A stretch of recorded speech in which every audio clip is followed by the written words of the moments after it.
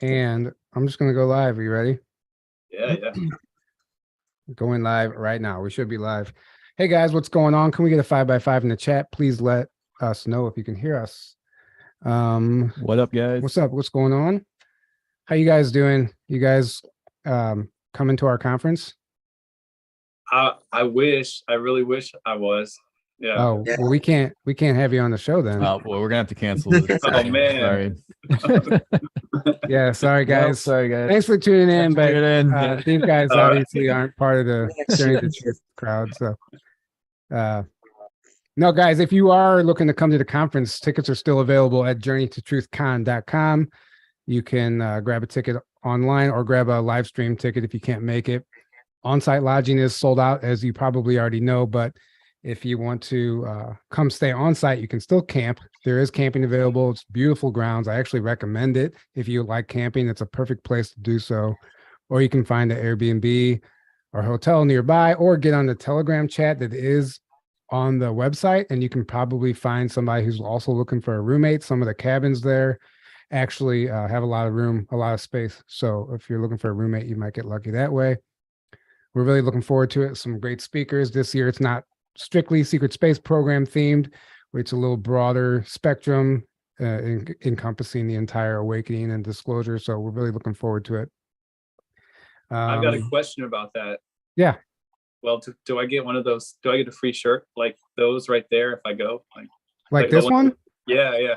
Actually, these aren't our shirts. So we're going to be talking about this shirt. Our friend Catherine, not Catherine. Mallory McKee. Yeah, Mallory McKee. Yeah. Sorry, I'm thinking of Catherine Mallory. Mallory. Yeah. Our friend Mallory designed these amazing T-shirts, and she sent them to us as a gift, and we told her we'd rock them on the show.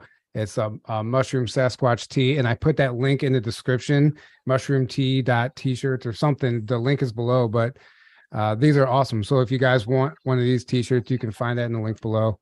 And nice. yeah, they're actually, there's some really cool designs on their website, but she designed there's more than just this. Yeah, they're really cool shirts. Liking it. Nice. But this shirt has nothing to do with the conference, unfortunately. So no, you wouldn't get one. Man. Except for Bigfoot and UFO. Well, yeah, it's going to be at the conference, right? So it does do the conference technically. I might be able to get the webcast ticket. I didn't know you guys were doing it online. That'll be cool. Yeah, the live stream. Yeah, you should at least get the live stream. It's a really cool experience. The one last year, I don't know if you've caught any of the replays. It turned out awesome. One presentation had a little bit of a buzz, but we were still working out the kinks. But it was a really cool experience. This year, we're going to try to let some of the live stream people ask questions during the Q&A if we can, like make it a little interactive for them. We'll see how it goes, but it's completely worth it. And you get a 6-month replay, and everybody who purchases an in-person ticket also gets a replay of the conference too. So that's just a little added bonus. Yeah. Very and cool. there's going to be some great vendors too. We're really the vendor experience this year is going to be awesome. It's not just vendors. We have, healers, psychics, tarot card readers, artists. I mean, a number of people, and a lot of the people who've been on our show, so it's going to be a good time. It's going to be amazing this year. I can't wait. So grab a ticket, come hang out with us. Tickets are limited, by the way.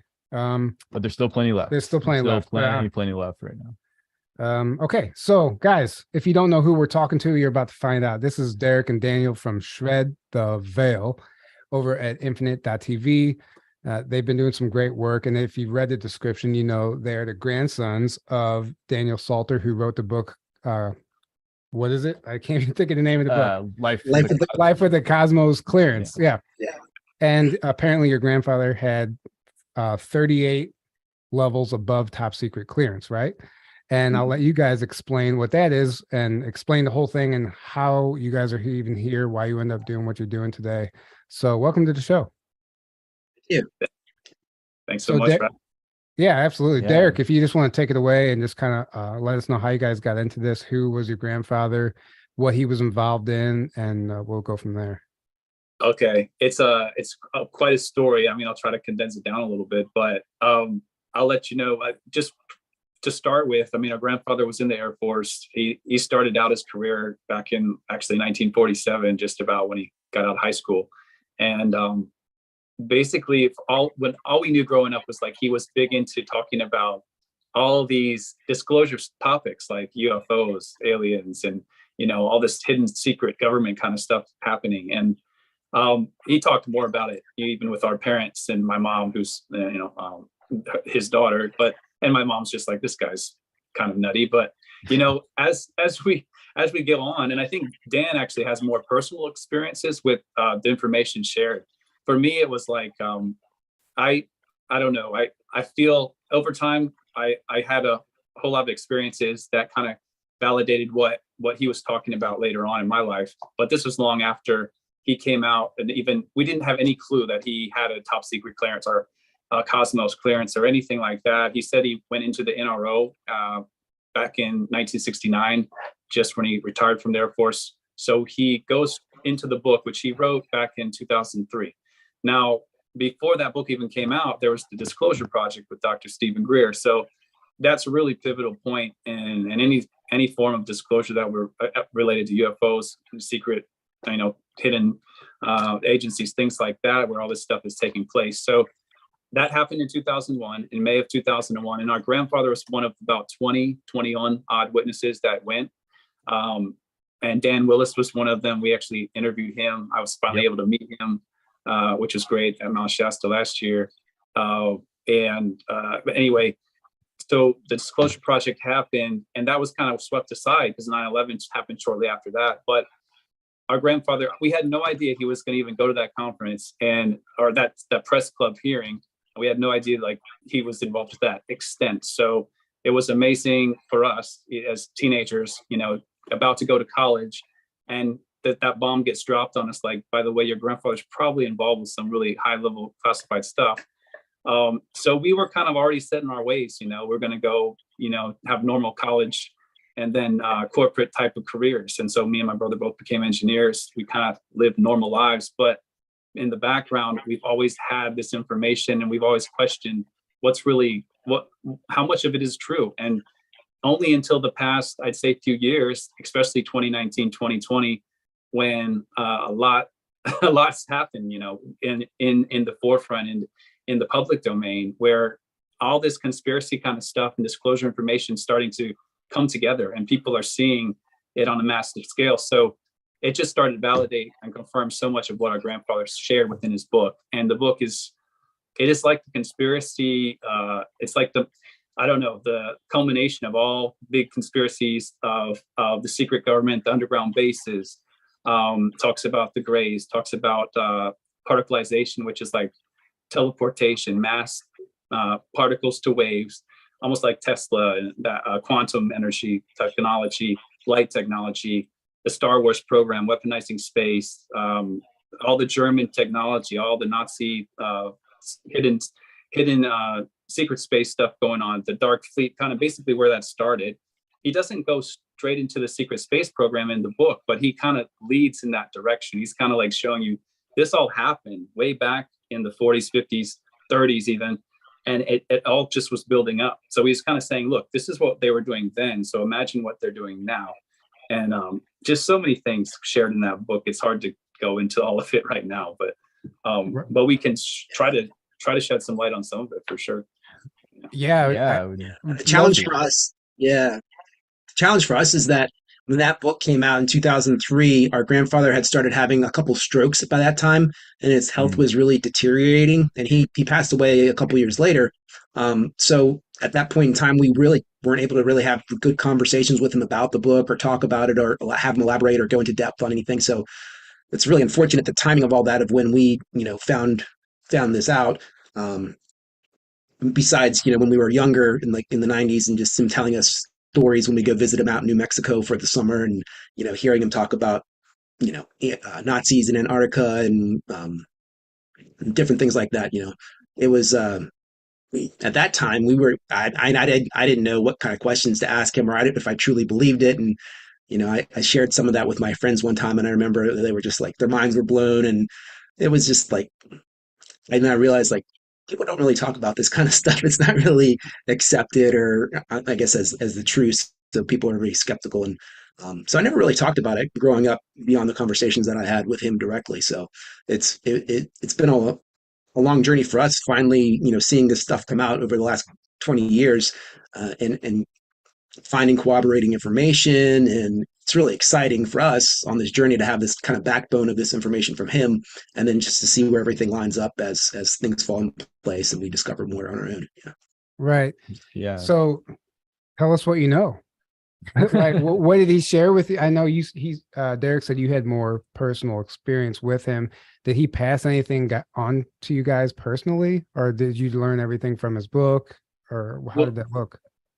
Well, I will say, like, Dan, I kind of want, maybe you should share some of the stuff that he kind of said. And it's kind of like, I'll let you talk about it. But for me, it wasn't those one-on-one conversations. He kind of left me in the dark, and he kind of just said, hey, you should go into the Air Force. I really want you to go. I was geared, ready to go. Like, I was the alternate for the state of Virginia to go to the Air Force Academy.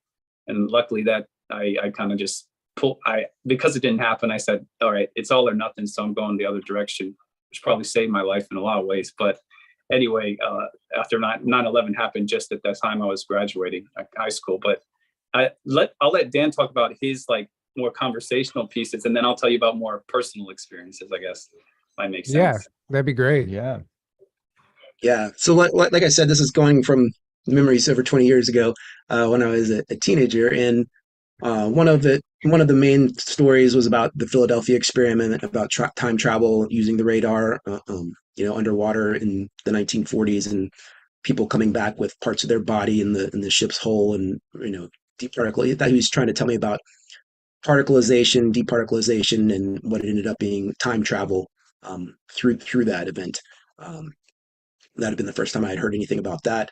He told me about like a hole in the ozone layer down in Antarctica from atomic weapons testing that the Nazis were doing, and that they also had built UFOs. They had their own craft and technology down in Antarctica and the secret bases down there. There was a few other stories. My mind's kind of blank now, but That's all a right. lot of it had to do with like the history part of it, like the World War II stuff, and the Nazis, and the development from there, and the technology, and how that came to be. And then his encounter, so I guess we can talk about that. He talks about it in the Disclosure Project with Dr. Greer, and in his book, his first encounter in the Air Force. He was at what base was that? Warner Robins. Yeah. Warner Robins Air Force Base. Yeah, in like 1909. And he was working a radar team, and they were supposed to be having Strategic Air Command doing these just tests and running things to see if they could pick it up on radar. And they saw 3 ships flying out over the horizon visually. And then they went down and they caught it on the several sweeps on the radar. And then they were watching it on the, and just completely vanished and disappeared. And they were able to calculate based on the radar sweeps that it was probably over several thousand miles per hour when it left the area. And they were told never to speak of it again. And he eventually from there became a part of the original Project Blue Book, and on that team of disseminating false information and convincing people that it wasn't real, when they saw these things within the military. So that I do remember him talking to me about that, and that was the bulk of it. A lot of it just blew my mind, and I was like so baffled and didn't know what to believe. Right. Well, if you don't have a reference, those are the main.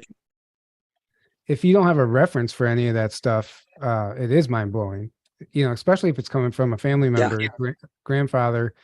It's interesting. I've heard that, I forgot who else talks about the hole in the ozone layer was created from an atomic testing, Yeah. But I think who knows what they were actually doing. I think there might have been more than testing. I think there was part of a battle that was going on that had something to do with Operation High Jump. From what I've heard, I don't know exactly. I don't know exactly what's going on, but you can't talk about the secret space program without going to World War II. So it's interesting. He had all that knowledge, and we really have to remind ourselves what we already know here. We have people like him and like the old timers, like William Tompkins and stuff. They were talking about this stuff, in the latter years of their life, and they were which means that they were involved in this stuff at a very young age, and this has been happening for a lot longer than we think. So, Derek, what were some of your personal experiences with them? Well, I'll tell you a couple, but this, there was one, well, for one, like, get this, like, think about it now. You hear about, you know who Phil Schneider is and talked about the deep underground bases. Sure. Oh yeah. Well, just imagine you're like a teenager and I was definitely like even maybe barely out of middle school and just hanging out. I'd go over there every summer to Taos, New Mexico, where he lived. And when I was about that age, and there's a couple friends of ours that were about the same age. We would hang out, run around, and just have fun. I learned how to drive out there before I should have been driving, which was fun. But so anyway, I'm like a young teenager, and my grandfather has a lot of strange people, interesting people, I'd say, come by and visit and talk these discussions about these random topics, and kind of like more the hippie movement. It was kind of that way out there. It was kind of like new age, what if you want to call it that. All those people that were not accepted in mainstream society, that's where they would basically go and create Taos. these earth ships. Yeah, there's Yeah, ships. Taos is like a mini Sedona, basically. Yeah. Especially 70s, 80s, and early 90s, it was still very much that scene. And so anyway, I would remember just seeing these people come to the house. And one time I remember watching like a VHS tape of Phil Schneider talking about the DUMBs and just going deep into it. So it was like probably right after the conference where he gave his talk. And so, I mean, I knew my grandfather was heavy into that stuff that early on. That just stuck in my mind. And then I knew, wow, I mean, now this is a big deal once it came kind of mainstream in the disclosure world. But I remember going to a lot of road trips with him. We went up to Dulce a couple times. And I remember one trip, he would say little things, like, I don't remember having long drawn out conversations. And like my brother said, I wish I knew what questions to ask. I wish I just knew, because it's one of those things where unless you know what to ask, if you don't ask the question, he's not going to just come say the whole thing. So that kills me to this day. I'm like, my God, we could have had great discussions if I was in my right mind and aware of what was happening. But anyway, going to Dulce, he's like basically said, there's a lot of interesting stuff that happened out here. I think that I just want you to be aware of that. That's kind of why we're heading out through this area. And as we get in towards Dulce, this unmarked, like, big SUV, like, starts coming straight up behind us, like right on our tail. And my grandfather's just like, okay, that's a sign we better get out of here. Like, he knew, like, that was them saying, get away, like, get out. And I'm pretty sure he knew he was probably always tracked throughout his life and just later on in his life. But I remember, like, even like, I think there was a helicopter in that situation. I remember maybe once at least, and maybe twice, but I remember like black helicopters kind of situation where I was in some area and for no reason, it seemed to go fly by like a couple times wherever I was. That happened once or twice that I remember. But one of the more strangest things that have happened around my grandfather, and this wasn't, well, he was with me, but I was at his house, and it was the middle of the night with the friend I was talking about, I would hang out with, and we literally saw this. It's about 3 a.m, full moon. He lived out in Pot Creek. I just say that's where his house was, and it's just little this highway, the small highway out into the middle of the mountains, way out in the mountains, like it's high desert Taos. So heading towards the mountains, we walk out to that highway and look towards the full moon right above the highway. We start walking in that direction, and we just see this like figure, a silhouette, because all you could see is the silhouette with the moon shining from its back. And so it was just this upright lizard. That's all we can say. It was a giant, like, upright, at least 6 foot, whatever, but it was like running towards us. I mean, you can't mistake that for like a bear or some other, like a deer or something. Like they hunt all the time. I've been around the woods long enough to know the difference, but we saw that thing and we were just like, we got to get out of here. So we booked it, and it was like, that was when I was like 15. And what do you do when you have, when some weird experience happens in your life? You kind of just forget about it, right? You kind of just block it out or just say that didn't happen. So that's basically what I did for most of my life, until you start hearing about people talk like David Icke and others talk about reptilians and things. And I'm like, okay, well, that makes more sense. But you're like, wait, this stuff is real? Yeah. Right. Yeah. You should have told me that happened. I could have titled this episode "Chased by a Reptilian at age 15." Yeah. Yeah. You know, they count on the masses to forget what they see.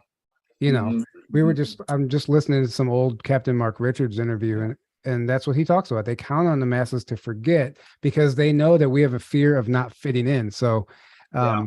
we want to fit in and don't be Or ridiculed. to be right? too afraid to speak out about it. That's what I So mean. yeah. So like, Exactly. you know, you had an experience, but you're like, no one's gonna believe me. They're all gonna think I'm crazy or on drugs or whatever. And So you because just don't ever talk about it, and then it creates this false illusion that, oh, no one's experiencing these things because hardly anyone's talking about it, but they're all afraid to talk about it. right, So right, the fear of not fitting in. Like you right. don't because you want to be accepted by society. You don't want to be an outcast, so you don't talk about this stuff. Yeah. Yeah, it's really And interesting. the other aspect of it too is just think about all the people that do have these experiences and we're like, I'm crazy. But like a lot of them they're young, they're probably doing like experimenting with drugs and taking drugs. So people are just like, oh, you were just high, you're just on this or that. But I can Right. tell you for sure, I didn't smoke anything then. I wasn't even drinking at all then. So we were totally in the right mind. I had a witness, my friend, that said that happened, you know. So Right. Yeah, that's the program response because I just did my first ever radio station interview here in St. Louis. Actually went into the studio. You know, it's being broadcasted on FM radio, whatever. But I started telling one of my stories. The first question they asked me: "Were you drunk? Were you high? Were you right. intoxicated?" You know, Yeah. they immediately want to like get that out of the way first because it's like I don't know. It's like Well, that's where everyone's mind immediately goes. Like, oh, you must Right. have been on drugs. First of all, how many times does this stuff happen to drunk people? Even like Exactly. it's, Yeah. like Exactly. it's not common even if you were drunk. Even if you were, yeah. Yeah. Good point. So can you explain maybe your understanding of his clearance? 38 levels above top secret. Like what does the president have in regards to that Yeah. So in comparison? yeah, I should say. actually, I have a little. You have an image, that would be perfect. I found a chart that I looked up at one point in time, but the president is like at 17, level 17. You know, like you have restricted, confidential, secret, top secret, and it keeps going up. And then the president's in the mix up there somewhere in the top secret crypto faction of it. And then there's several ones near the top, like cosmic and stellar and majestic is like the very top. But Right. And I've heard that Cosmos clear. I've heard there's even more like even one above majestic, Right.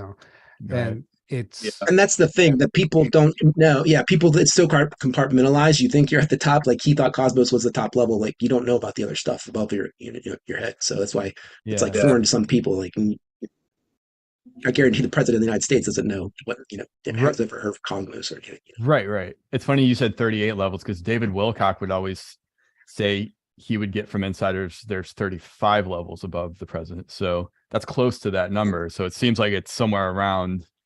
That's a lot of levels above the president. And it's funny because the illusion we're sold is that the president is at the top of the chain, and that's so far from the truth. It's not even funny. right. They're like way down. They're like a middle. Somebody called them. Oh, presidents are like middle management that are like way down the chain. Right. Yeah. And I would guess that I mean I don't know if this is true, but I've heard people say that Trump was probably read in a little higher than the average 17. I believe that. If he was involved in the whole Q operation and all that stuff. Or don't yell at me, guys, for mentioning it. But even him, there was still so much above. That's what I'm. He even knew probably. So I can read you actually this real quick. He had a whole Star Wars city chart, which I think that some colonel came out with in late 90s. That actually shows like Cheyenne Mountain, NORAD, all the connections with the president, Magi, National Reconnaissance Office, which the NRO that he claimed to be a part of. But it says here, there exists a cosmic Q, level 33. This is Magi, MAJI, which came first. Then there is Majestic 12, MJ12, which is level 32 and came later. In aircraft secret manufacturing, there are directors at 31, level 31. Then on level 30, we have the officials of the Wackenut group, the Double O Boys, followed by elite group of the Snatcher Snuff, who gets orders from the Secret Service. There are 38 levels to top secret. So kind of explains that a little bit. Right. Yeah. So even, and that's where we see all this, contradicting information, because some people forget, especially the guys who have a clearance, they forget that it is compartmentalized, and they think that like they know, they're read in and they know the ultimate. Like, no, I would know about this. We just talked about this in our last episode. Yeah. And we have to remember this when we're sharing information, when we're learning stuff, hearing from people, and like, well, this person said this and this person said that. Yeah, but they're Right. getting information from two different, completely different levels, you know? Yeah. Yeah. And that's such a big deal. Like I want to make sure we say that up front. We try to say that when we have, even when we have guests or when we're talking about any subject, it's like, don't take our word for it. We don't have all the answers for sure, but you know, every one of us has a piece of the puzzle, a piece of the story. Like Exactly. there's no one person with all the answers. And as soon as you hear that person say that, then you run the other direction because it's bullshit. It's Right. complete bullshit. I'm sorry. It has to be. Like, Yeah. you know, no matter who Right. you are, you like all the great masters say, I'm just an apprentice. I'm still learning. I'm more a student than a teacher. All the great masters will tell you that, because that's true. That's how life and ascension and progression all, you know, come into play. Right. I Well, think- and Exactly. a master understands that their student is there to teach them also. You know? right. And the more knowledge you gain, the more you know how much you don't know. So it's almost Exactly. like your awareness of your ignorance increases the more you know, and the more you grow in knowledge and wisdom. So the fact that anyone is saying, would be alluding to like, oh, I basically know everything, or if that was true, I would know. That just shows you how like unevolved they are. I mean, I'm sorry to say, but like they're massively, like their ego is, you know, consuming them. Yeah. So in regards to this symbol that's behind you guys, off camera or before we went live, you told us this actually has something to do with your grandfather. Can you let us know about that? So this is actually how he got his initial, he had his initial encounter that I just described earlier, but he had further and further introduction to classified programs through Benoit Mandelbrot. He actually worked beside him, under him while he was in the Air Force in his early part of his career. And that's how he, gained confidence within that group, that they were allowed him to know more and gain access to higher level projects as he went through the years. But it started with him, and they were working on climate control type stuff. In the In England, was first base. Yeah. the big hangar they have down there for climate control operations. Yeah. Wow. What Air Force base did you say that was? It cut out for a second. Oh, it's England. That's in Florida. Yeah, Florida. Eglin Right. Air Force Base. EGLA. There's a lot down in Florida, and Oh, yeah. the entire coast, LA, California. There's a lot of undersea bases there, portals, stargates. You know, that's what I think of whenever I see that too. I think of like a grid system of portals and stargates stuff too, which is Right. interesting.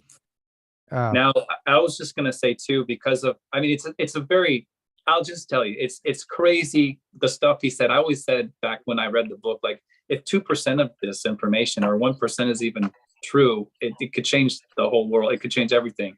You know, how much Right. is tied into him? That's still the question, and we're still trying to find that out. I'm actually still going to the Freedom of Information Act and trying to get evidence from NRO and Air Force, and I think I'm making progress. So I'll just maybe get an update to you guys later. But just to say, like his background, when you're adopted or you're a foster child like he was, when you don't, you don't have as many ties. And I think back then when there was so much of the sightings taking place, maybe it was easier to try to bring people in or just, do the assessment and see where they're at. But he was also a Mason. We know that because our mom was actually part of like the Eastern Star or whatever, for the women that would do that. We have his apron that he did have. He claimed his great grandfather was a 33rd degree Mason.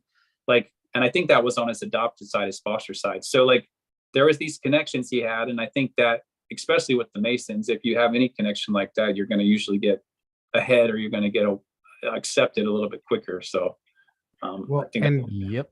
and being That's- adopted, that fits the mold, whatever I'm trying to say, perfectly for the secret Mhm. space program. yeah. Description fits the description, whatever, I can't think. But it's true. I think that they target people who are in the foster care system. And we know this actually, like, because a lot of the whistleblowers and experiencers talk about this, and it makes Mhm. sense. Well, there's a whole theory about children in the foster care system and the pod people. I don't know if you guys have gone down that rabbit hole. We might do an episode on it coming, but essentially it's like the theory where a lot of the people in the late 1800s and early 1900s were actually grown in pods. And that's where like the whole Cabbage Patch Kids actually represents like children being grown. And Wow. yeah. And there's actually a lot of evidence to support this. And they were even the World's Fairs like had children in incubators. They were on display. Like they had the technology. So we know it's not, the technology is not a theory, but apparently it was a lot more common and widespread. And that's where all these foster homes, like they just put these children in foster homes because they were literally growing them. Now that's a crazy theory, I understand, but it's possible. And there's no doubt that some of these people, when you don't have a family, you can be used for anything. No one's going to know you're missing. No one's Yeah. gonna be looking for you, right? Yeah.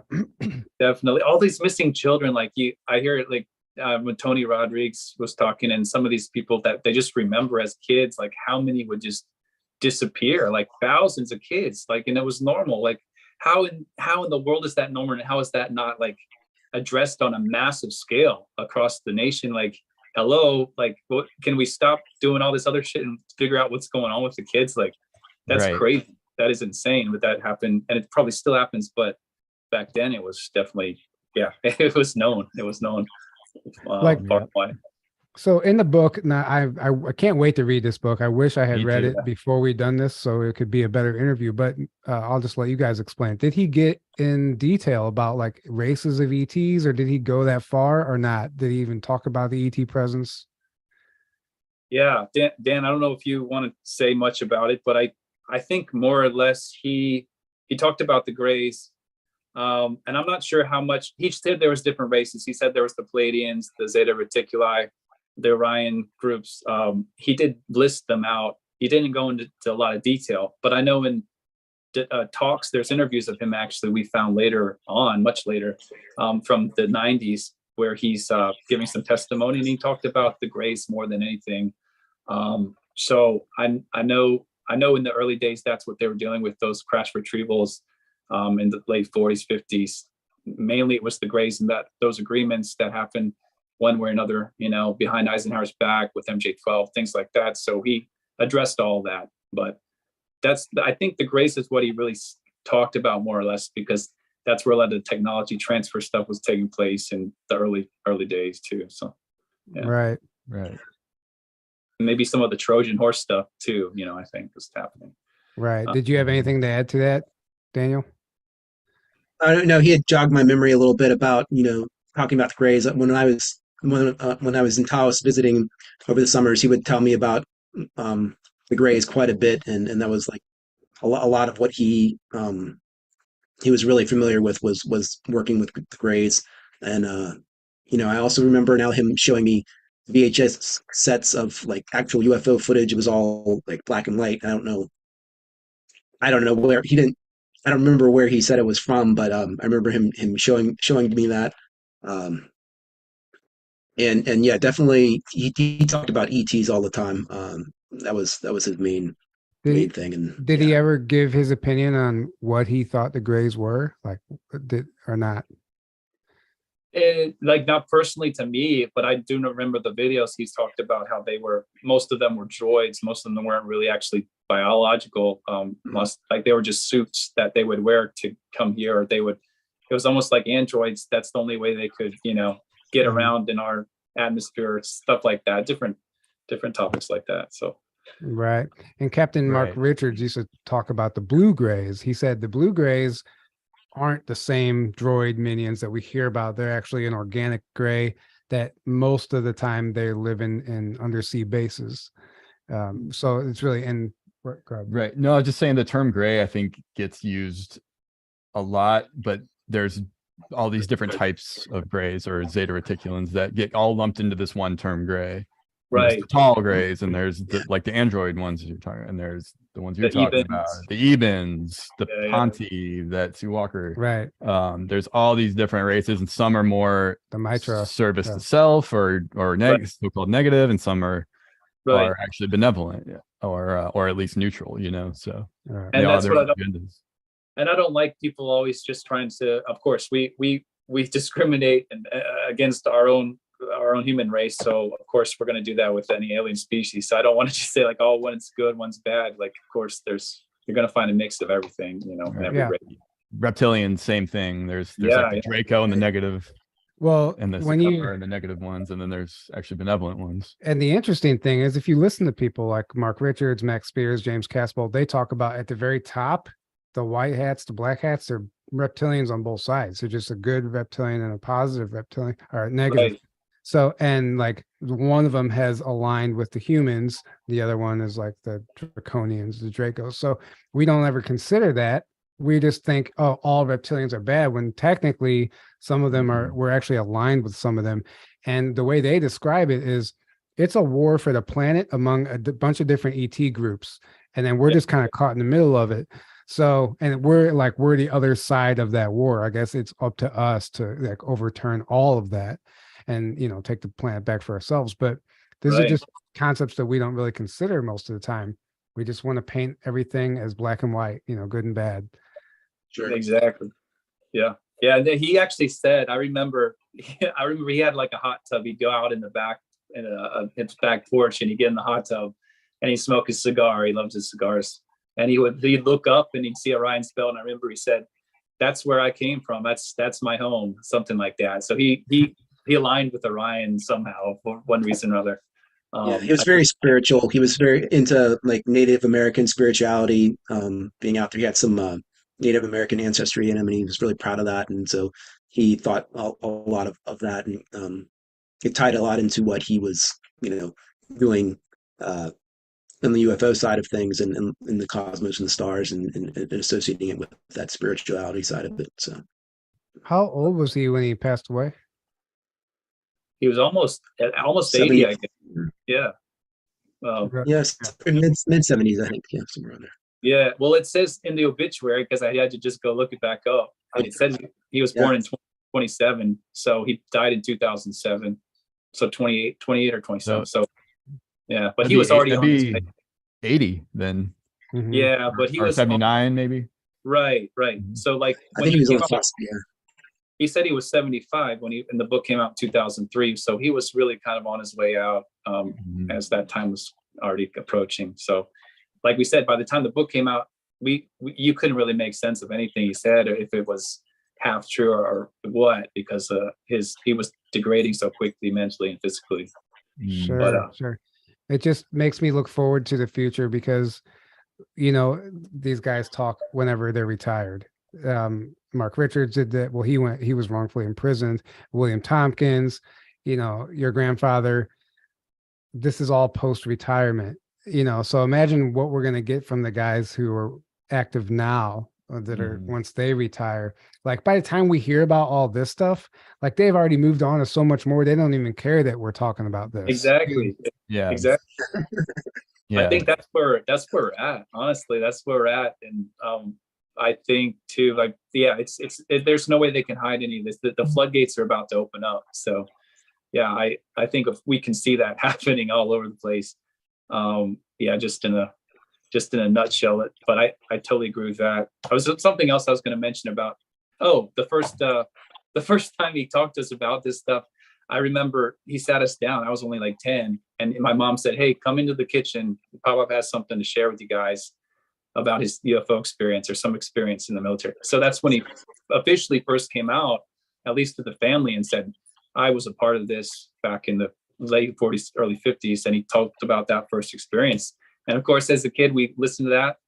And we're like, oh, that's crazy. Okay, I'm going to go back out and play outside. And I had no idea what to do with that information. So, It's planting that seed though at a young age, which I wish somebody would have done for me, but it didn't matter because we all find our way eventually. Yep. But like being introduced to Phil Schneider at such a young age, I mean, I didn't learn about him until way down the road. And by the way, there is a great documentary that tells his entire story. It's called Operation Underground, I think, on Amazon Prime. It's by Darcy Weir. Yeah. It's a fantastic documentary. It just tells the entire Phil Schneider story, and includes gruesome photos surrounding his death, and but because he didn't kill himself, and that's Of course, very, He very was taken out. right. yeah, he explains that in the Oh, book. sorry. Darcy Ware's other documentaries, Secret Space UFOs. Yeah. They're really, I highly recommend those. They're just tons of information. He did another one on Yes. TR3B too, TR3B which as is well. really good. Mhm. Yeah. Sorry, go ahead. Awesome. Yeah, no, he does explain that how Snyder was basically strangled with piano wire or whatever, and it's supposed to be a suicide. It's like, how is that possible? No. And he goes into Forrestal a big into the MJ12, how it started, how Forrestal wanted to basically expose it all, and that's why they threw him out of the mental hospital in Baltimore or Bethesda, wherever that was, and he never what he said in the video. He said, he never, what was it? He was alive when after the fall, he was still alive. Well, the fall didn't kill him, but they never let him get up alive or something like that. Like that's how he framed it. Sure. But that's another thing. He talked to me when I was a teenager about Majestic 12 a lot. Like everything was about Majestic 12 at first. And I really didn't know what that meant, or I'm sure he tried to explain it to me, but at the time I didn't really grasp what my concept of the government was not that evolved to know where that fit in or what anything really made sense. So kind of, I remember that language, the Majestic 12, though, and him talking about, these people and they're in charge of UFOs and all this stuff. And that it just didn't click for me until obviously, now. And Yeah. it's hilarious to me that we even have to have a debate with some people on this subject, Yeah. like on Right. the possibility, do they exist? Yeah, like we're so far beyond, it's Right. like, wait, Well- there's people actually still trying to figure out if UFOs are real. Like that's such if a Roswell deal to me. happens, yeah, Right, if Roswell, like we're still trying to figure out Roswell. Come on, guys, let's move past. Like, yes, it happened. It was real. And ETs are real. They're here. Let's move past all that. the problem is like it could easily be introduced into the education system, and we can Oh, yeah. we can learn about So this, easy. and it wouldn't even be a question because it's coming from the schooling system that people Exactly. already trust in.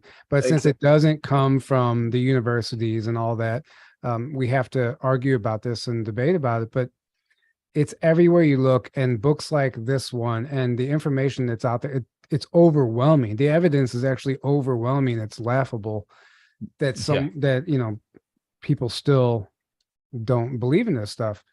right. But I think, I mean, obviously, I think every day that percentage is getting higher and higher because, Right. I mean, you're just not going to be able to ignore it at some point.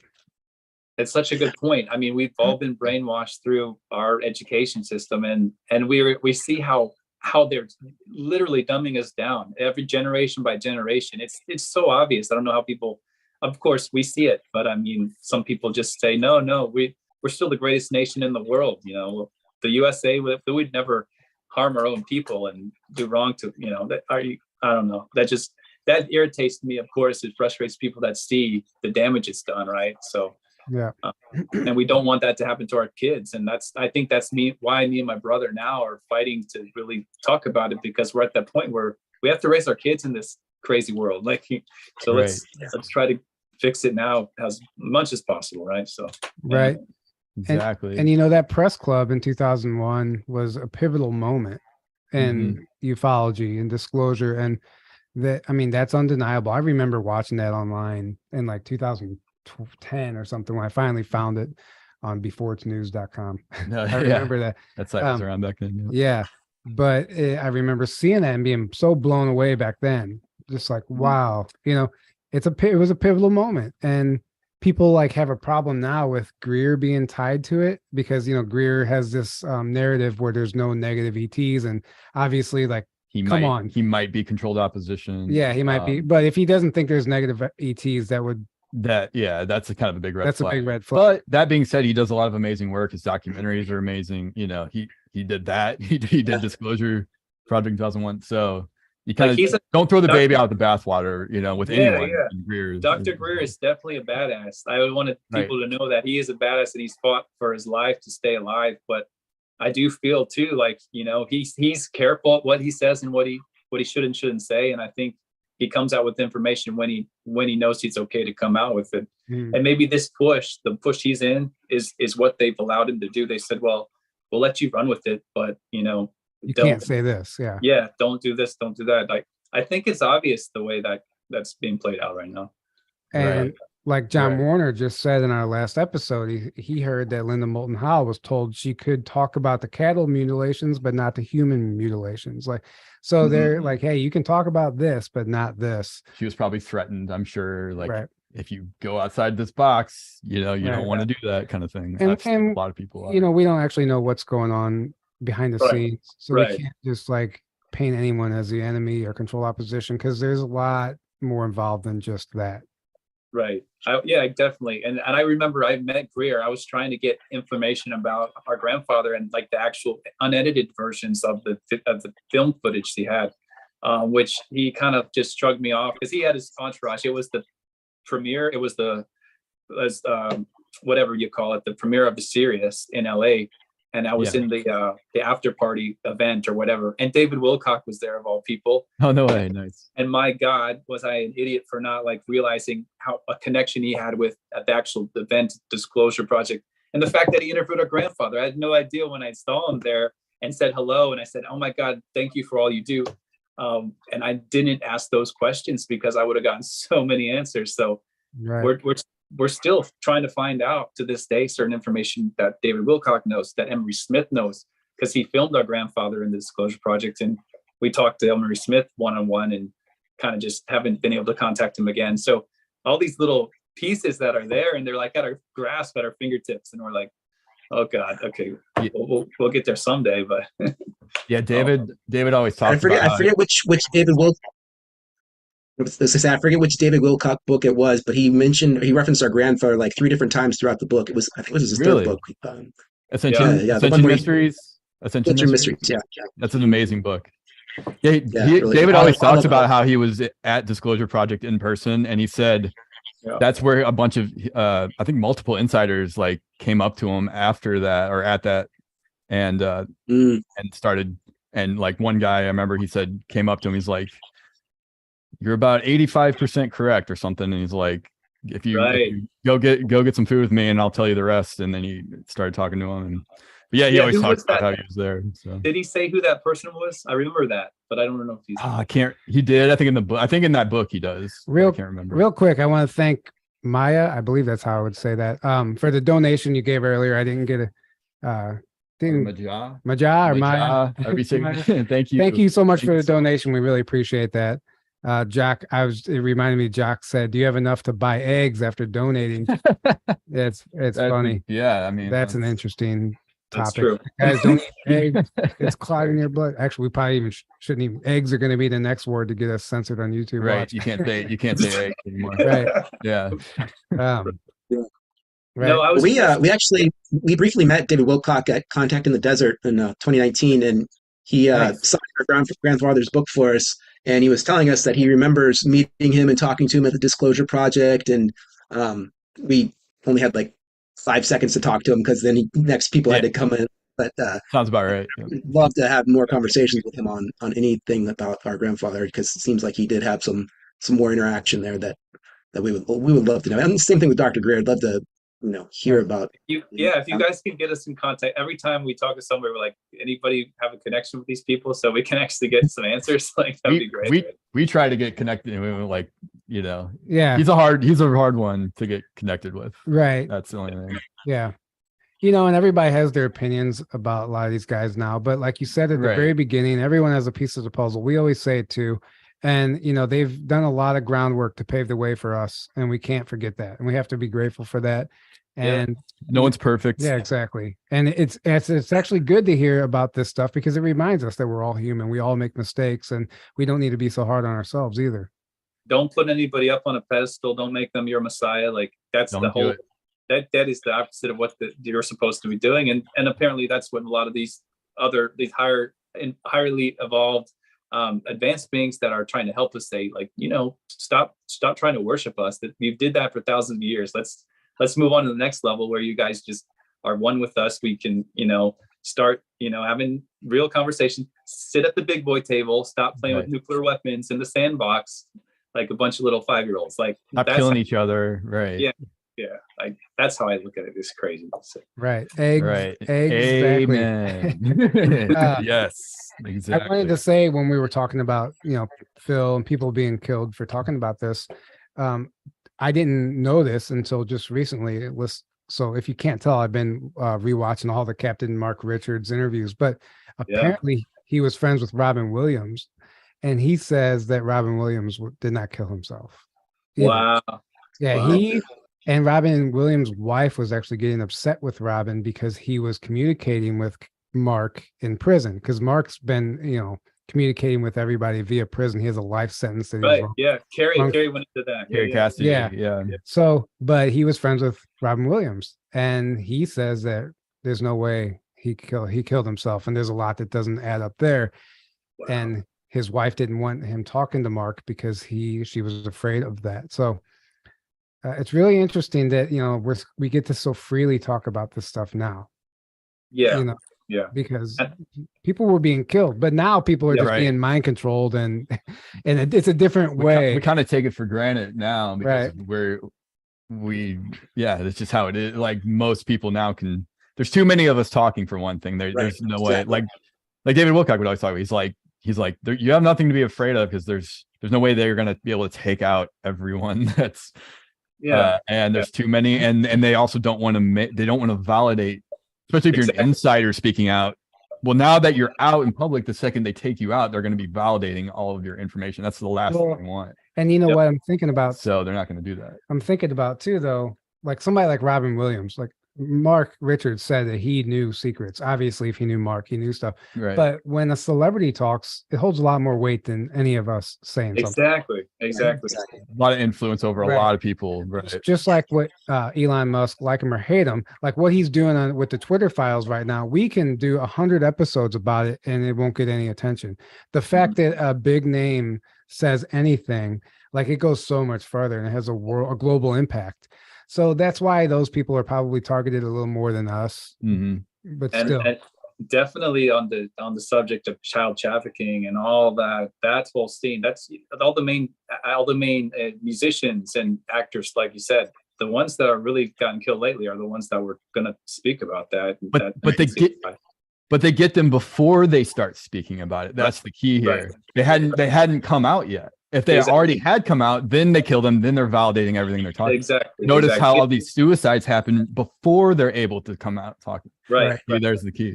Right. And there's a difference between us sharing what we've learned compared to somebody sharing inside information that they personally experienced. Right. And they're like, listen, here's what's going on, and here's the names of the people involved. Those are the ones who are dangerous. First-hand insider, right? Yeah. That's right. And so that just brings up one real quick note that during the disclosure project, during that conference, the press club hearing in 2001, our grandfather was the only one that when he came up on the podium to say what he knew, he froze. And he, like Dan Willis told us what happened. And he said he literally just froze and just started to do this high-pitched like shriek, like, and they just had to walk him off. Be like, sorry, this guy he kind of broke down. He completely broke down and did not want to say what he had to say. He left early. He called my mom and said, come get me. I don't want to be here anymore. Like he left early because I think he knew like it was not good if he said anything else. Like, wow, it's that big of a deal. Yeah. I mean, luckily, in the disclosure project, DVD cassette thing, or if you get the videos that Dr. Greer put together, we do have footage of his interview. Some of his interview before they went to the press club, but yeah, he was definitely terrified when he got up there for some reason. Yeah. And I almost wonder if that was somebody triggering that within him too. We know that they have, if somebody's involved that heavily, that deep, they probably have implants and they probably can be controlled. And like, who was it? Clifford Stone used to fall asleep. Was it Clifford Stone? Yeah. He would like every time he would try to say something important, he would fall asleep. It was almost like a trigger or something that was like embedded in him to stop him from talking. Yeah. And Tony Rodriguez talks about this a lot. Like sometimes as soon as you're like start thinking about something, it does something, your brain, like it's almost like a automatic response. Exactly. Yeah. And it like makes you all of a sudden, like the way Tony describes it, he's like, you'll be one to talk about this, and all of a sudden you're horny and you want to go, you got to Yeah. go take care of that. And then you forget about what you were doing. So like, Or you're in pain, or you start feeling right. sick, And this start is, falling asleep. and this is definitely verifiable if you understand mind control, trauma-based mind control, and voice of God technology, because that's not just voice to skull. They have the ability to affect your entire body and nervous system and do things exactly like that. Can I read this one paragraph which actually sums up in this book? I find gems in this book all the time. I'm like, holy shit, he wrote that. But so he was just talking about listing all these bases. He said Bill Schneider knew 129 bases as of 1995, and imagine how many there are now. He listed at least, I don't know, 30 of them. But some of them we know, like Pine Gap, Australia. There's a whole bunch. But after that, he says there are projects within projects within projects: bioweaponry, genetic engineering, cloning and implant technology, intelligence-controlled medical facilities, genetic population control, mind control, remote engineering, remote technology, intelligence, sonic weapons, beam weapons, plasma weapons, and so on and so on. Like, he just was saying, oh, like, it's there. Like, and imagine the capabilities. yeah. Right. So he really did. I don't know. And again, how much he had firsthand knowledge of is what we still don't know. We might never know. But the fact that he had all of this compiled somehow, and I always say he wasn't like some guy sitting behind a computer when the internet just came out, like searching for all these files. Like he must have had some of this access to some of this already somehow. And it shows it goes a little bit. Exactly. I mean, like showing us video VHS stuff in the 90s before, he even had a computer, or the internet was even a thing. So it's like, Right. he knew a lot of this stuff. And as far as like being triggered and having that response that he did when he was at the press club, we talked with Dan Willis a little bit about it, but they're very potentially they could have, activated that somehow, or even been responsible for the strokes that he suffered like multiple times after coming out with this information. And, it's, yeah, that's right. right. We questioned that too, about the mini strokes, if that was triggered from him starting to talk too much, a little bit, really. It could have been. And right. that's how it would look nowadays compared to like, literally killing somebody or murdering them. Like, they don't need to even be involved. This can all be done from a satellite via space, direct energy weapons. Right. They can target From a you. distance. They can target you through the planet. I mean, they don't even need to have a direct line of sight, apparently. Yeah. And it's The only other thing was the license plate, Dan. That was another thing that I just thought of. The license plate he had. I don't know if it can be seen. So he said it was like a gift from the NRO when he. yours is cutting out on your screen. Is that, oh, here. no, Okay. no. It looks disappearing. like you're showing us cloaking technology. Yeah. You're like, check out this cloaking technology. Yeah. I have. Oh my God. Okay. No, but apparently he says it was a gift from the NRO when he left, and it says. I got here it is. It's the he was in the Yeah. Go ahead. the department of the NRO that he was in. He was a member of the Scientific and Technical Unit of Interplanetary Phenomena in Washington, D.C. And that's actually we never heard any reference to that anywhere except recently when we had Brad Olson on our show, and Brad Olson had that in his in one of his books. I think it was Beyond Esoteric. Beyond Esoteric, and he was referencing it from Captain Corso talking about Roswell. Mentioned Roswell. that unit actually went in and was responsible for covering up a crash that happened a couple of years before, and they were active back in the late 1940s, quite a bit, and that's where he claims that he worked in the NRO, in the National Reconnaissance Office, that department. Yeah, so a lot of the information that Clifford Stone talked about in those projects, like Project Grudge, Project Sigma, Blue Book, obviously, and then he talked about Moonfly or Moondust or something. But a couple of them is what our grandfather talked about, and of course was in the early days that taking place, right? So, and every project you just mentioned is in the John Lear report that came out in 1987, also, which I have a copy of. It's fantastic. Actually, there's a link to it for anybody who's interested. There's a link to that report on our website, which is in the description. The John Lear report. It has more disclosure in that report than anything we've gotten in the last 30 years. I mean, yeah, there's a lot in that. and that there's another one, Yeah. what's Yeah. really happened. He just recently passed, Yep. John Yeah. Lear did. Yeah. Yeah. Wow. We should do like some sort of commemorative episode for all these You these should. guys, and compile some old interviews, and like it would be cool. Yeah. Because there's a lot, man. A lot of these guys paved the way for us, and Definitely. And I feel like I always say it. I mean, especially if they were CIA at one point or another, or any intelligence agency, like I think they knew where they could go, where they were allowed to take some of the information, and where they knew they should probably back off. Like you can see it. Everybody has their like lane that they stay in for some reason when they talk about stuff. So I feel like that's on purpose almost. I don't know. Mhm. Oh, absolutely. Well, some of it's based like that might be all they know. Like That they too. can Right. only share, but then other people like will say, I can't touch on that, Mhm. And it's interesting you mentioned your grandfather had a certain way of like these military men, they speak a certain way, and they don't tell you things unless you ask the right questions. And I know that from dealing with some of these guys. And yeah, it's true. Like if you don't know about something, like if only it's only, after the fact when you're like, damn, if I had known to ask that. Yeah. It's almost like they know they're not allowed to tell this stuff unless you ask, Right. unless you Yeah. inquire about it. Right. Right. Yeah.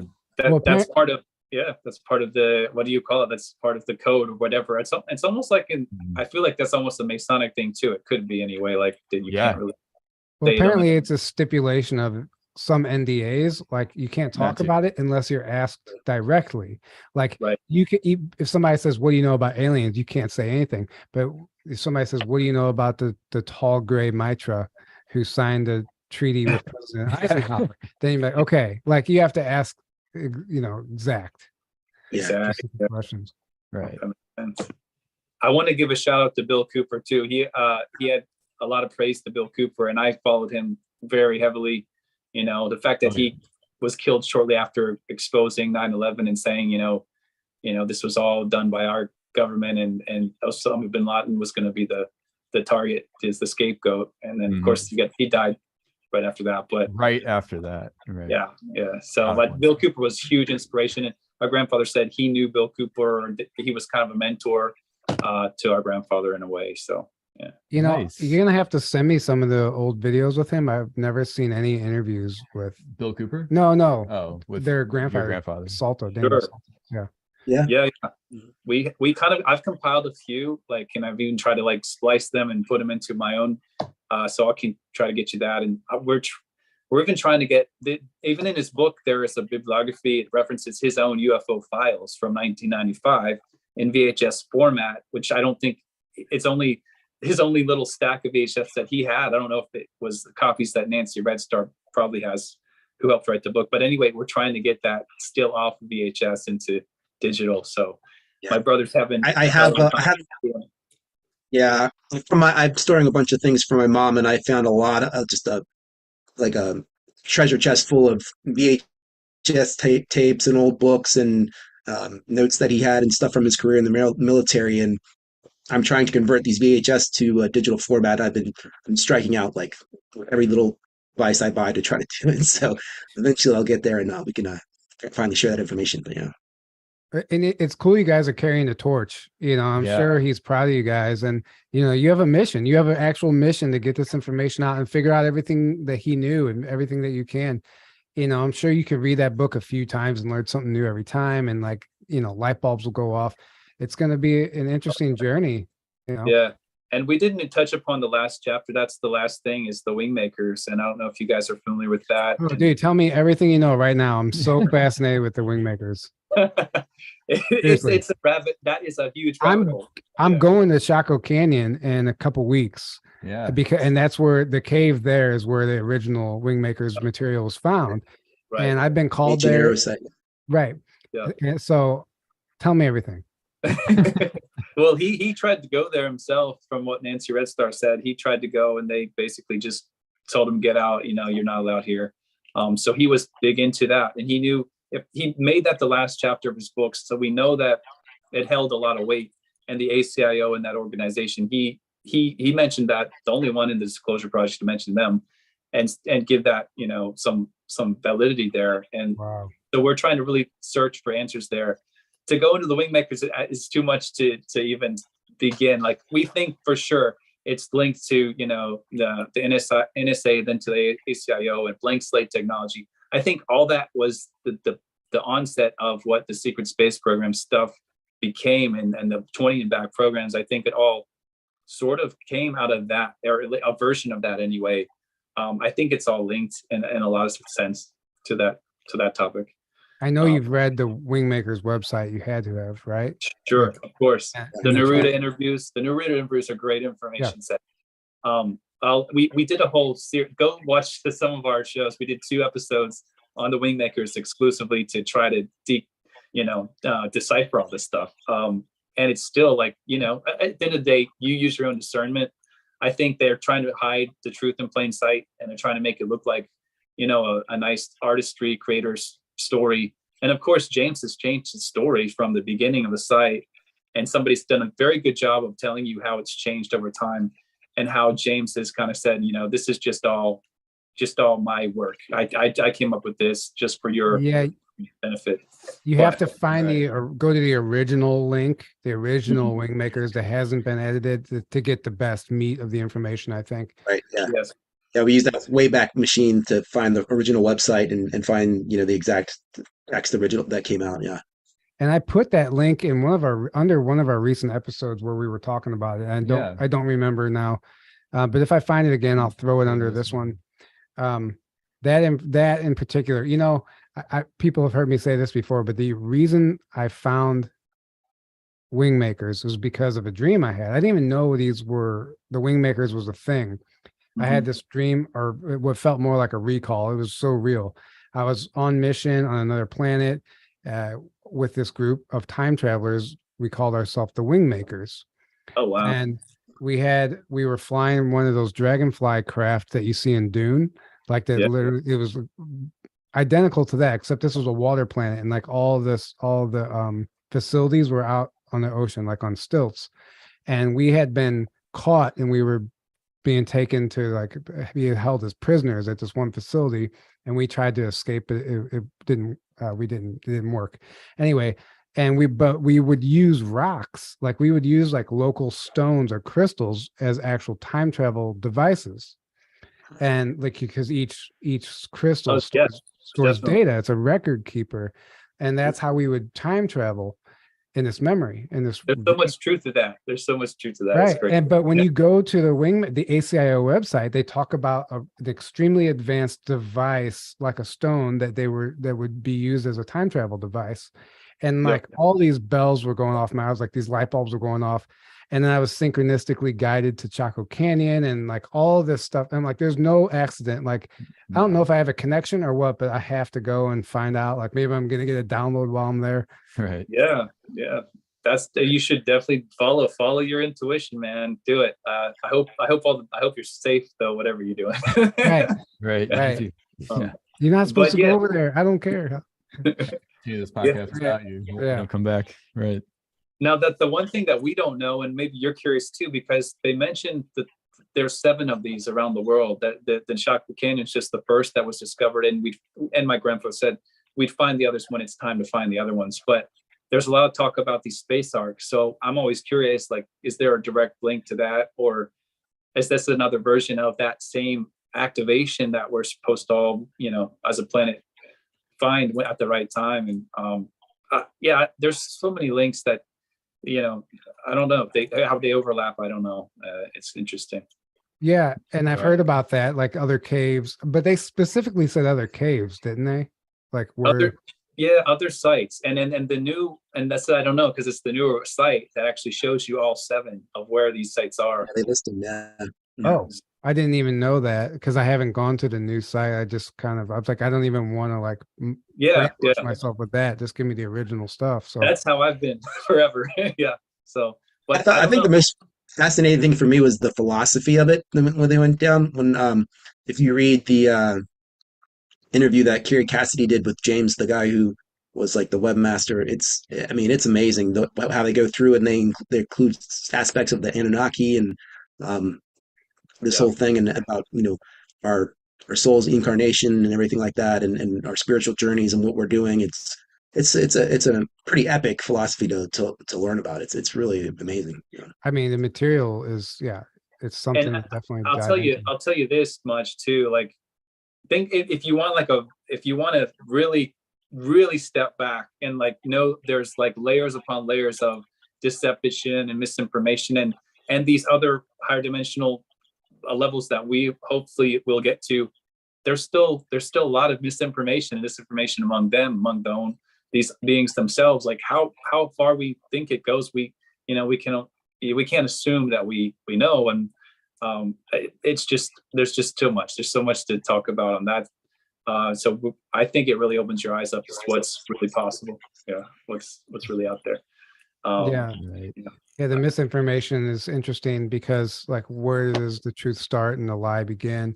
And that's why the individual journey, you have to just go on that path of self-discovery and like kind of let your body tell you what's true and what's not, you know.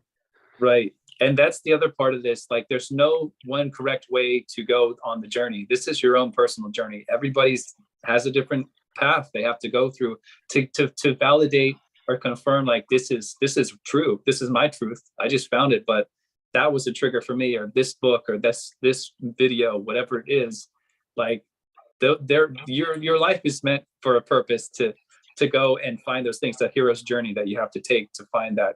And so I don't know, I've had to definitely go through that. I've had some crazy experiences, and like I've had a Kundalini experience that happened like after the conference in 2019. That was a pivotal moment. Like that kind of validated like everything that just happened. I was like, something was coming down to tell me like you're on the right path. Like, keep doing it. Like, this is the truth. You're you don't second guess yourself. Things like that. So Right.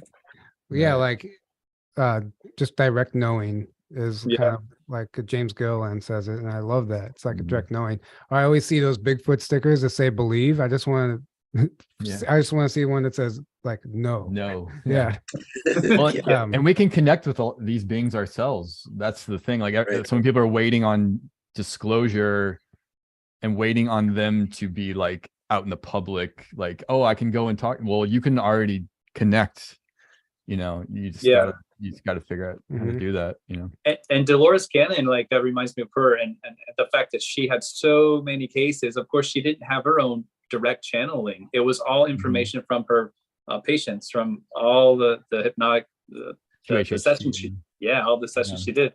And the way she said it was like, if you wanted to communicate with us, if you're an advanced race, how better way to do it than to incarnate into these beings themselves and say, hey, you're, well, basically they're integrating into us and saying, okay, this is why we're waking up and just saying, I know this is a Right. part of me somehow, one way or another. But Exactly. We have that direct soul lineage, that connection. We can't quite put our finger on it because of the amnesia, but we know, like, it's in our DNA, it's in our makeup. So there's some things we hear where when you try to explain to someone else like how it's true, you can't really. Like, man, I don't know how to tell you. Even if I told you, you wouldn't believe it anyway. But some reason, like, I just know this stuff's real, and you can't tell me otherwise.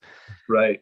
Because we're all involved, and some of us might have like bleed through or subconscious memories of being in these programs and stuff, and maybe blank slate. Like, maybe we've all been blank slated.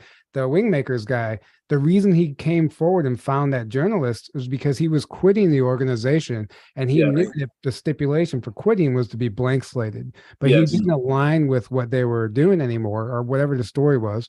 So he went and found this journalist, told her everything, because he knew he was going to be blank slated. And he might be walking around like no idea who the Wingmakers are, but it's something. That's exactly why it's like hard to know, is James really James, or did Neruda actually get blank slated? And he's, that's why he got it out when he could, and now it's this other direction it's going on. Who knows? I never thought about that. Yeah. That's what Carrie Cassidy told us. We interviewed her last time, and we talked a little bit about Waymakers because she had that interview, and she said that James is Neruda. She thinks that he is the guy. So maybe the updates on the website would be a little more valid if it was actually him. It could be. Again, it's all up to you. It's up to your own discernment. Take it as you want. But yeah, we just did Carrie Cassidy interview. I think was really amazing, and we touched on like AI and some political stuff too. But that's the one reason we're postponing to get you guys. We did do a show with you guys, and we're gonna have it out, we swear, but it's right after Carrie's. We're coming out actually Monday, actually tomorrow. So yeah. Great. Nice. I'm Great. about to go on a trip to Egypt with Carrie Cassidy and Oh, no way. actually. Yeah. Yeah. That's awesome. Yeah. That's so cool. Like, Yeah, there's I know, so I'm many good excited. connections. I love this. I love being in this community. I'm so grateful for this. Like, honestly, like we don't take this for granted one bit. Like, we're not even just like being in touch with you guys and doing what you're doing and being able to share it on your channel. This is amazing. So thank you so much for that. And thank man, you. thank you And guys. please tell our audience a little bit more about your channel and how they can find you and what you guys are even doing, just because they might not know, and we didn't really touch on that. Okay. Yeah, we're on Infinite TV, and we it's shows called Shred the Veil, and we go through anything that has to do with disclosure, the Great Awakening type stuff, spiritual stuff, kind of the whole gamut of just trying to go behind the scenes and wake people up to what really might be happening in the world, and kind of following our grandfather's legacy of disclosure and trying to get stuff out there to people so they can hear these things. And kind of just stumbled into this. It was, I think, Derek, you had a contact with Laura Eisenhower, and she had you and Dan Willis on one of her shows or something like that. Right. And I had been the only reason I didn't even know the creator of Infinite TV, Erai Beckman, personally at all. I have randomly tried to reach out to him on Facebook because I followed Emery Smith from when we saw him at Contact in the Desert, and he had this nootropic supplement that he was selling, and he was actually partnered with Erai, and I was, I just ordered that stuff from their website, and I saw it was called Conscious Vitality at the time was the name of the website, and I saw some other contact when Emery was with them, and I think they've parted ways now, but I reached out to them at Erai at the time, and I was like, yeah, my brother just had an interview with Laura Eisenhower about our grandfather. He was in the Disclosure Project, and I thought, it might be something that he could have on one of his shows or something. And he turned around and said, okay, do you want to have your own show about it and talk about it? I was like, oh, okay. Right. So it just kind of happened. Like, and sweet. Yeah. pretty awesome ever since. Yeah. And that was, Yeah. I guess that was 2020, spring of 2020, maybe. Yeah. Nice. End of 2020, I guess. Maybe. Yeah. Yeah. We Nice. started the summer of 2020. Yeah. Great, man. Well, that's incredible. It's always exciting to, connect with other people on the same path and the same journey. And, we all need each other right now more than ever. Yeah. And also, but I was going to say, I don't know if you have a couple of minutes, but the ACI connection is pretty cool. And I don't know how much you guys listen to Peter the Insider and that. Oh, yeah. Oh yeah. I've actually talked to him personally recently, and he had some really interesting stuff to say, but It's hard to follow those sometimes. He's a Yeah. character. Yeah. Right. So he did tell us, he's willing to talk to us a little bit more. And I think, and working with Jessica, who has that, basically, I think she helps run that, facilitate the site, Right. Yeah. ICIofficial.org. And I think and Anthony Zender, that he's on there a lot, Mhm. and you up. So I think it holds I think there's some truth to that for sure. I think that, I know it's very out there, even in our world, it's a little bit out there, but I think people are going to start seeing where these pieces fit. And I know you've talked, Tyler, about soul splitting and fragmentation and things like that, and how that is, maybe all of us have gone through that a little bit. Even if living in this world we live in, we have to have gone through that, because we have to go through the normal day-to-day stuff that we're told. But at the same time, we might be playing video games just to distract ourselves to go into another world, or we might be into all this UFO stuff and have a grandfather like ours that just kind of like put us on a path like that. So no matter how you look at it, we all have these fragmentations of what our reality is, and we have to cope with that, whether a dream state, waking state, all this other stuff. So I thought that's interesting. I wanted to get you guys' take too, because we're talking to Peter now and hopefully get him more details. From everybody. We had a great, go ahead, Daniel.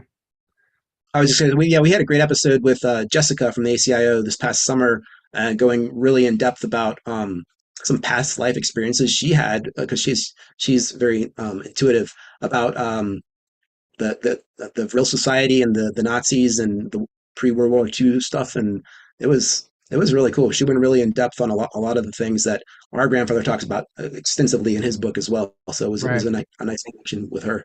Yeah. Yeah, That's awesome. yeah, she's great. And I've talked to a lot of people who, because at first when you hear about Peter the Insider, I have to I was skeptical. I'm like, okay, like, what's the case here? But everyone I talk to is like, no, he's the real deal. Like, there's something to this. And the more people, I haven't encountered one person that said no, he's full of shit. Now, I'm sure there's people that think he's full of shit, but the people who give him the time of day and actually talk to him.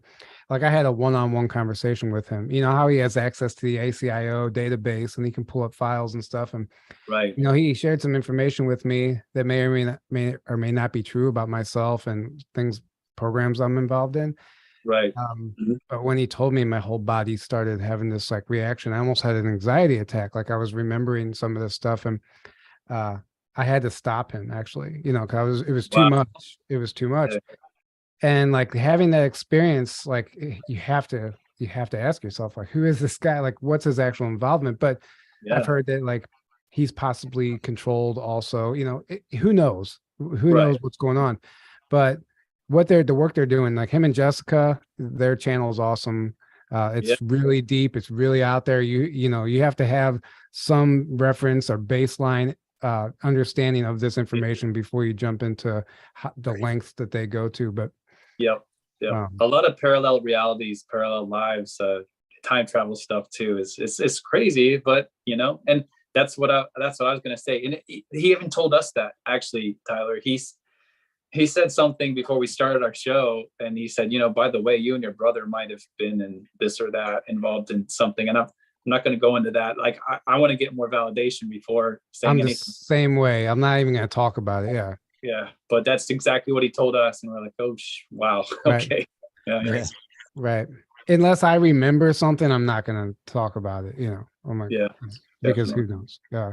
It's irresponsible, because what if it's not What if true? it's not true? Yeah, right? exactly. You want to know for sure. Yeah. Right? Yeah. What's the channel name? Somebody's asking. I can't think of it. Jessica Morocco, that's her name, right? But what's her ACIO-official.org, I think is the YouTube, her YouTube channel. Is that with the one she does with Peter all the time? Androna Talks, Androna something, Androna Talk, Androna Net or something like that. I don't think that's going to help people. Yeah, we'll find it. That's the YouTube. When you go on YouTube, that's like the actual podcast she does, like Androna Net Talk or something. Androna Net. Like I'm not Andromedan. Yeah. I'm subscribed to it, but I don't know. Androna Talks. I swear it's Androna Talks. Okay. Androna Talks. Androna. You know. With Jessica. Yeah. Oh, come on. This got to pop up. Anyway, guys, we'll put the link. We'll find it. We'll put the link. It's not Super Soldier Talk. Like the stupid notifications come up all the time. Yeah. I'm using my phone as the video, so I can't pull it up for you guys. I'm looking to. Let me see. Subscriptions. Search. Just look, Christians, Jessica. I think I got it. Yeah, it's Jessica Morocco, Androna E Talks. E-Talks. Talks. Yeah. Anyway, we'll put that in the description for you guys. So I think that's kind of the direction we're trying to find out more about, for sure. The Wingmakers are a big part of this one way or another, I guess, too. So thank you, Asher's Place. Yeah, she put Jessica, Ariel, Morocco, thank you, Androni T Talks. Yeah, or E Talks. But yeah, that's the YouTube channel. Thank you, guys. That channel too, and the ACIO.org, they go deep into, like you said, they go into like how disclosures in all these video games, certain even Netflix shows, and it's amazing that there's a lot of connections, for sure. People look into that. No doubt, video games, everything. And shows, yeah. Captain Mark Richards talked about how he claims that, like, beyond a shadow of a doubt, that he said at least James Cameron and George Lucas were not fully read in, but read in on the ET presence and some of the secret space programs and extraterrestrial life on other planets. And that some of their movies, if not all their movies, are funded by actual certain groups of ETs. and the profits from those movies actually fund the secret space program, and that those ETs are involved in. He Mhm. said that Wow. a lot of the Hollywood blockbuster movies are funded by ETs, and the profits go back to the ETs for their programs and working with Earth. It's really, Right. I mean, he says this like matter of factly, so I don't know. And Gene Well, I Roddenberry was told. I can tell you Yeah. one thing. I don't Yeah, know how they Star would have. Trek, yeah. I don't know how they would have made Avatar unless that was the case. Because in a way, like you don't see any like disclosure movies like that where like the aliens are the good ones and the people are like Right, right. like so like how could they do that and spend millions of dollars? They must. James getting help somewhere. James I Cameron. think, I Right. personally think that the Avatar beings that we see are legit, like maybe identical to an actual ET. Like Yeah. maybe like we're getting a documentary from another planet that we just think we write it off as sci-fi, you know? Right. Oh, for sure. And our grandfather, that was the other thing he would say to off the cusp, like certain movies, he's like, go check that movie out. Like, this is a big one. This is a big one for disclosure. He would kind of hint at those things. So, Right. Yeah, he said that a lot of movies were intentionally made with, ties to government intel, as far as we need to make this movie and this it has to have this in it. Yeah. Yeah, like Jupiter Ascending, it's massive disclosure. Whenever he said movies were funded by ETs, I thought of Jupiter Ascending. I'm like, Yeah. that's a total ET Yeah. movie. Total Yeah. disclosure. And apparently, and who knows if this is true, but some scenes are actually filmed in underground bases or even off planet.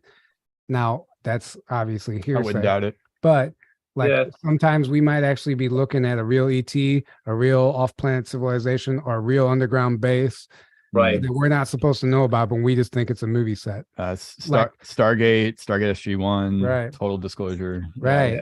Right. And Carrie Cassidy said the Raptors are actually in Jurassic Dominion, are the new ones. The Raptors are actual, they say the actual actors of these reptilians. That's what she possibly So, could be. I didn't hear that. I knew she said that they like to come into movies, but I didn't know that which Jurassic, the Dominion. Yeah, she heard that. She heard that from somebody. So who knows if it's true? But I heard it from John Whitberg. He said it also. If you know who he is, he's an SSP guy that we're in talks with having on the show. But he talked about the Raptors being actually in the movies as well. And you just wouldn't know, you know.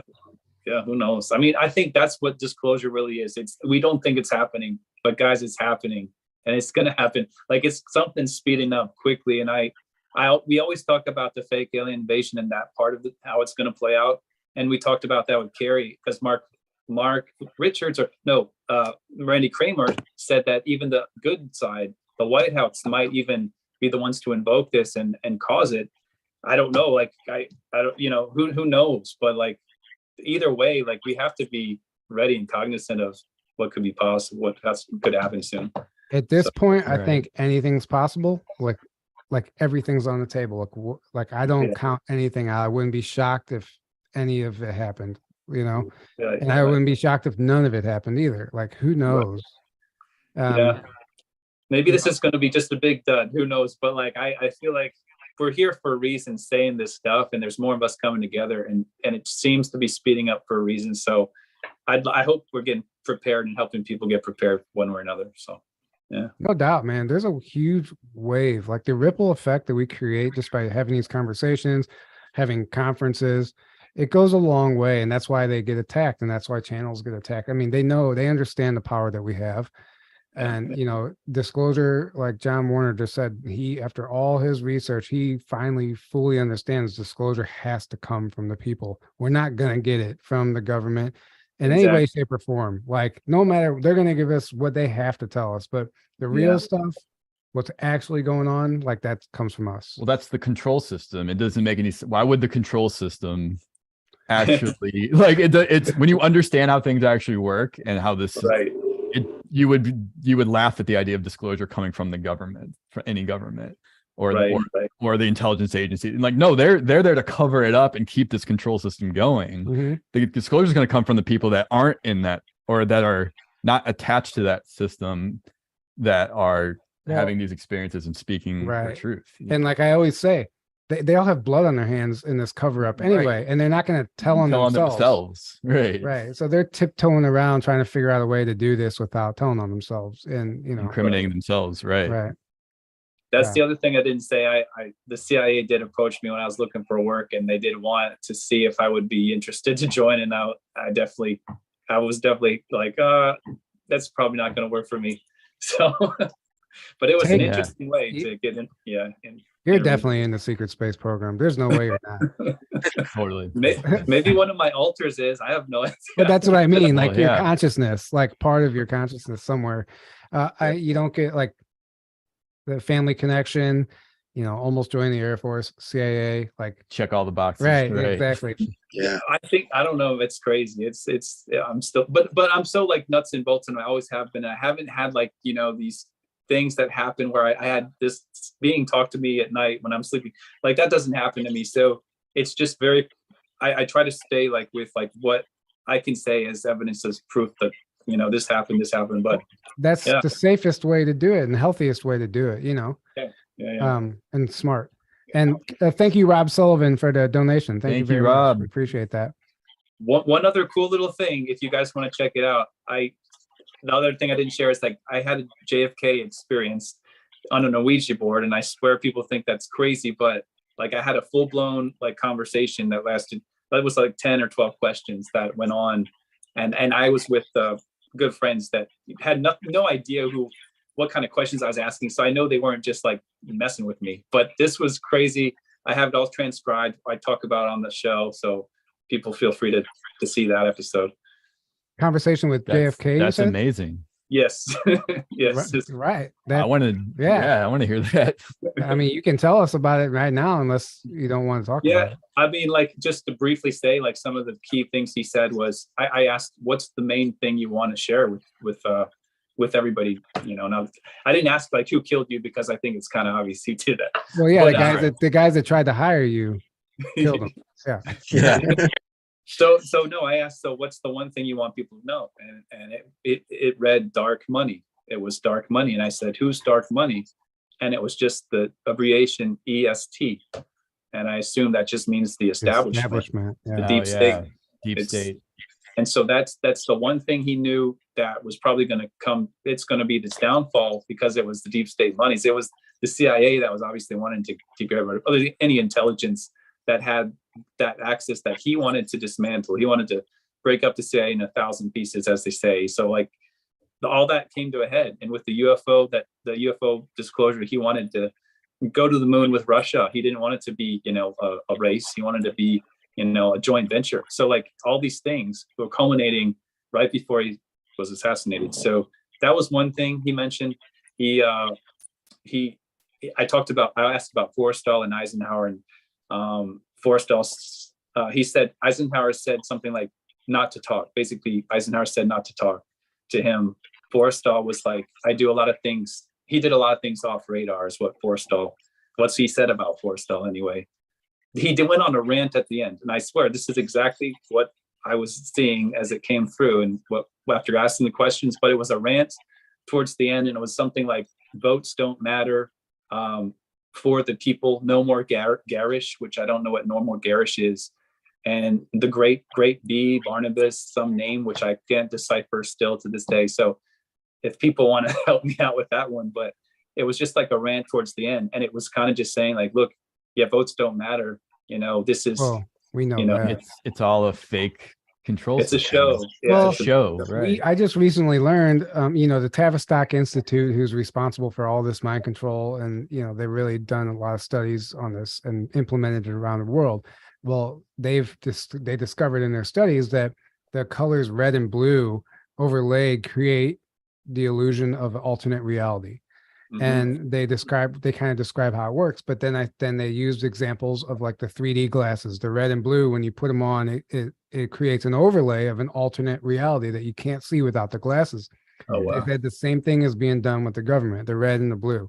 It's Yeah. all like an alternate reality that's like an illusion. It doesn't exist. Like the whole political arena is like a distraction. Hey, Oh, yeah. what color are police lights? Right, The red, flash. right. Police, yeah, red and white, red and blue, yeah. Right. And There's where, something here. wherever else it shows up, That makes So- sense. really interesting. Like, I definitely think everything we're watching is like a movie. Definitely. Sometimes it's for Yeah. crying out loud, the White House is literally a movie set now.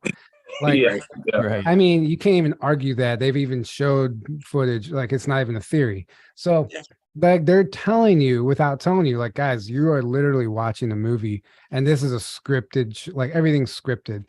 Like the tweets from the president, everything, it's all part of the script. And people get irate about it, and they're like trigger events that are designed to get you yeah, to emotionally react when it really it holds no weight in the meaning of life at all. Like, it has yeah. nothing to do with anything. Bring out the killer beast, or bring out the next pandemic, or whatever. No. Yeah. I say bring out the quicksand pits. Yeah. Yes. What's that Um, meme? Like, my childhood made me think that quicksand was going to be a much bigger Right. part Yeah. of the world than it actually was. Yeah. And they also said that red and green they found red and green coupled together is the easiest way to program somebody. So Mm, I thought immediately Christmas. Christmas. Yeah. Yeah. Oh, Yeah. wow. Think of the programming surrounding Christmas and like Oh, yeah. the yeah. illusion of that. So, man, nothing is what we think it is. Yeah. Yep. Jordan I Maxwell. love this. Jordan Yeah, this- Maxwell. Nothing works the way you think it does. Nothing. Hmm. Direct Yeah, quote. big shout out to him Right. too. Right. Yes. Exactly. Man, well, thank you so much for joining us tonight, guys. This was a lot of fun. It really was. Yeah, this is a blast. Is there Thank you. anything, any last words you'd like to add? Actually, there's something I would like to add before this. I wanted to say about the Ouija board. A lot of people have a problem with that. They think, oh, you're summoning demons. You can't trust it. Personally, what I think, and I don't care what anyone thinks about what I think it's just another divination tool. It's a tool. I think it's no different than using a pendulum. Like, Right. I really think it's the same thing. You know, tarot cards, even essentially, like you're opening Yeah. a portal. Which means you got to be wise about how you're using it. Exactly. Exactly. Now the Right. Ouija board has been demonized by Hollywood. Maybe that's on purpose, so no one messes with it to connect to the other side because they think they're Yeah. summoning demons. You know, This used to be normal. You guys realize how normal it was 100 years ago for people to do seances and do all this. And like you said, you cannot just play with this stuff. Be very careful. I wish I would have said that too, and I wouldn't Right. play with it again, to be honest with you. But right? it's- Thank you, yeah. UFO Mark. Thanks, Mark. Thank you. Exactly. Be very careful. Like if you're using any of this stuff, like actually there's people that teach classes on this stuff, like how to properly use it safely. Like if you're picking up the pendulum, don't just haphazardly start asking questions. Like you have to have your own little protocol and like ask first of all, is it okay to ask a question now? Like, and if it says no, don't, that means the energies aren't right. Like, Right. and then when you store it, keep it on like, they recommend keeping it like on selenite or something to keep it cleansed Mhm. because you're literally opening a portal every time you do that. It's not Yep. just like we don't understand what It's we're not a playing. toy. It's not Yeah. a toy. These things Yeah, are we clear- powerful. We had to clear space. Like they did other sessions where their house was started. The house became like I don't want to say haunted, but like a poltergeist. They had to clear space through the house. Like if you aren't careful, you'll let the wrong energy through, and it's not good. So yeah, please don't go try this stuff, guys, unless you know Right. what you're doing. Yes, exactly. Guys, if you missed out on the beginning of the episode, that if you're wondering about the t-shirts Aaron and I are wearing, our friend Mallory McKee designed these, and they are available at mushroomtea.com. The link is below in the description. If you like them, go grab a t-shirt and support her work. These are incredible, and she gifted us these. She's a fan of the show, so thank you, Mallory. And guys, thank you so much for joining us. Is there any last thank words? you guys so much. Anything you'd like to add before we wrap this up? Either of you? Dan, No, just thank you guys so much for having us and letting us be a part of your community here. It's definitely a privilege. And for people spelling Infinite TV, it's INFYNIT.